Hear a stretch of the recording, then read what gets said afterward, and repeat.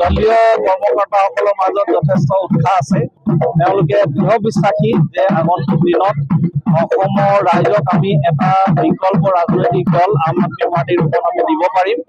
আৰু যিটো আমি উন্নয়নৰ ৰাজনীতি কৰোঁ, যিটো আমি দুৰ্নীতিৰ বিৰুদ্ধে আমি যিটো ৰাজনীতি কৰোঁ, সেই ৰাজনীতিটো ৰাইজে আঁকোৱালি ল'ব।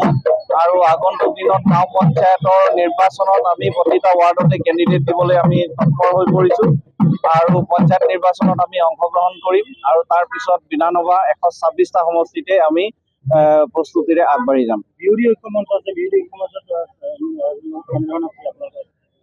বিৰোধী ঐক্য মঞ্চৰ লগত আমাৰ আন্তৰিকতাটো থাকিব, কিন্তু আমি যিহেতু আজিৰ দিনত ঐক্য মঞ্চত নাই, আমি আগবাঢ়ি যাম। বিধানসভা নিৰ্বাচনৰ আগমুহূৰ্তত যদি বিৰোধী দলসমূহৰ লগত কিবা আলোচনাৰ প্ৰয়োজন আছে বুলি ৰাইজে বিবেচনা কৰে, তেতিয়াহ'লে নিশ্চিতভাৱে আমি আলোচনাত মিলিত হ'ম। হয়, দলীয় কৰ্মকৰ্তাসকলৰ মাজত যথেষ্ট উৎসাহ আছে।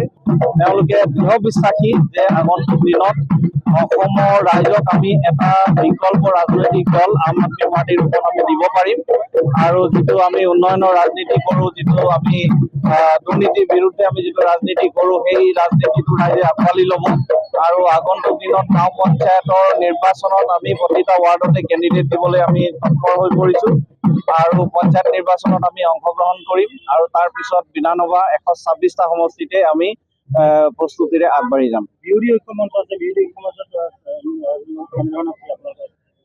বিৰোধী ঐক্য মঞ্চৰ লগত আমাৰ আন্তৰিকতাটো থাকিব, কিন্তু আমি যিহেতু আজিৰ দিনত ঐক্য মঞ্চত নাই, আমি আগবাঢ়ি যাম।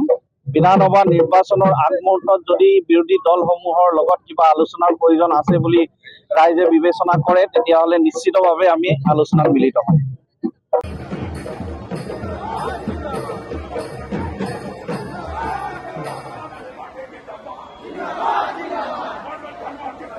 জিন্দাবাদ জিন্দাবাদ